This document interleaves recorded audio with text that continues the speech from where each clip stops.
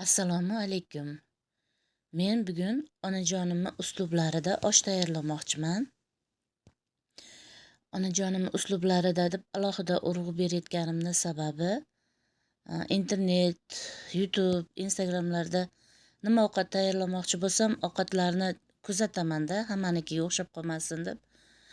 Qarasam hamma guruchni ivitib qilar ekan. Biz onajonim aytardilar, guruchni ivitsang yarim tayyor holatga kelib qoladi. Keyin oshni zirvagiga kamroq suv quyib, guruchni solib tezroq damlashga harakat qilishing kerak deb aytardilar. Agar ivitmasdan qilsang, sal ko'proq suv ko'proq bo'ladi-da, keyin guruch oshni zirvagini ichida pishsa, bu osh boshqacha mazaliroq bo'ladi.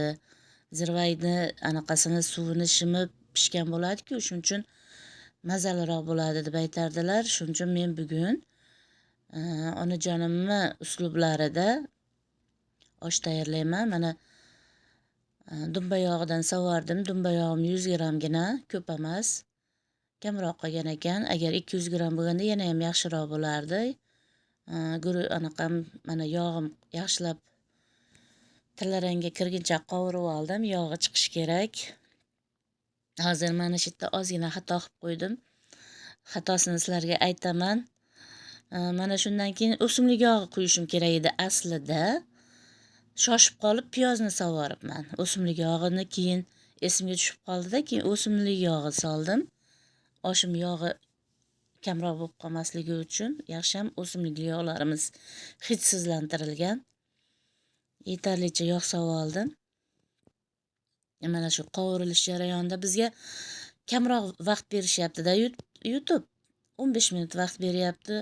Chunki sig'dirib olishim kerak deb videolarni bo'lib olyapman. Yaxshilab piyozim tillarang bo'lguncha qovurishim kerak. Qip-qizil bo'lsa yana ham yaxshi anaqa bo'ladi. Rangi boshqacha o'zgacha chiroyli bo'ladi. Piyozdan keyin go'sht solaman. Go'shtimni juda qattiq qovurib yormayman. 1-2 minut aylantiraman, bo'ldi. Ezilib qorayib ketmasligi kerak. Qotib qolmasligi kerak go'sht. Yaxshi ezilib pishishi uchun. Bundan keyin katta-katta to'g'ralgan sabzimni solaman. Katta-katta to'g'rashimning sababi zirvaga ko'p 1 soat, 1,5 soat qaynash kerak-da. Maydaroq to'g'rasam ezilib ketib qoladi. Shuning uchun to'g'radim. Sabzini sal kattaroq qilib, sabzini to'g'rab bo'lib, oxirida suv quyishga ozgina qolganda no'xat solaman. No'xatimni 1 kun oldin uvitib qo'yganman. 1 kun oldin oddiy sovuq suvga uvitganman. Ichiga chaynak soda ham boshqa hech narsa solmaganman. Chaynak soda solsangiz anaqa bo'lib qoladi, no'xat. Osh ezilib qoladi. Shuning uchun hech narsa solmasdan 1 kun oldin uvitib qo'ysangiz pishib ketadi oshning ichida no'xat. Mana 1 soat, 1,5 soat, hozir bundan keyin 1 litr, 1,5 litr suv quyaman-da. Suvini sal dadilroq qo'yaman. Uzoqroq qaynashi uchun, suv tugab qolmasligi uchun. 1 soat, 1,5 soat qaynadi. Ichida no'xatlari pishadi, go'shti pishadi, go'shtning mazasi chiqadi. Sabzi bilan no'xat go'shtning ta'mini oladi. Mana qora zira 1 chaynak qoshiq, choy qoshiqda anaqa soldim. Qora zirani ezib sovordim. Qora zirani ham damlashda emas, suviga solsangiz, u ham boshqacha shirin bo'ladi. 1,5 soat qovurilish jarayoni, qaynash jarayonida qo'shib yeyish uchun salat tayyorlayapman. Salatni xolodilligimda bor narsalardan qilyapman. Turib, pomidor, piyoz, bodring. Menda shular bor ekan. Shularni maydalab to'g'rab aralashtirib olib qo'yaman. Bu qaynash jarayonida mana tuzni e'tibor beringlar. No'xatim pishganda solaman. No'xat pishmasdan oldin solsam qotib qoladi no'xati. Shuning uchun pishganda soldim. Tuz, yetarlicha tuz soldim o'zimizga, ta'bimizga qarab. Keyin guruchimni yaxshilab tozalab, yuvib, uvitmasdan yuvib solyapman. Guruch solganda suvimiz sal dadilroq bo'lishi kerak. Bitta barmoqni birinchi bo'g'inigacha guruch bilan suvni orasi o'shancha bo'lishi kerak-da.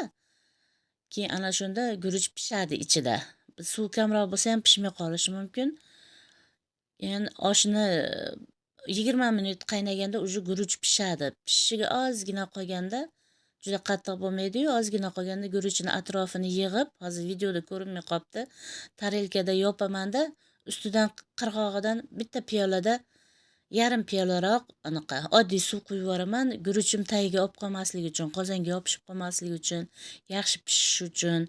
Tarelka yopganimdan keyin qozon qopqog'ini yopmayman. Tarelkani atrofi ochiq turishi kerak. Guruch bug'iga dimlanib qolmasligi kerak. O'zi shundoq ham tarelka yopganingizdan keyin pishadi. Shu chetida bilchillab turgani o'sha ozgina bir piyola yog' quygan, suv quyganim bilan yog'i sal yog'liroq bo'lsa, oshimiz juda ham mazali chiqadi. Hozir tarelkani yopaman-da.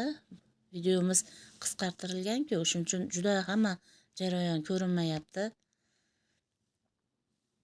Guruchini yaxshi pishgandan keyin atrofi aylantiraman-da kapgirda. Keyin mana tarelkani yopdim.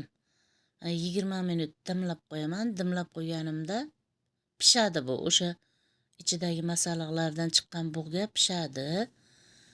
Pishgandan keyin mana endi yaxshilab aralashtirib, juda qattiq aralashtirib yubormayman-da. Qirg'og'idan aralashtiraman.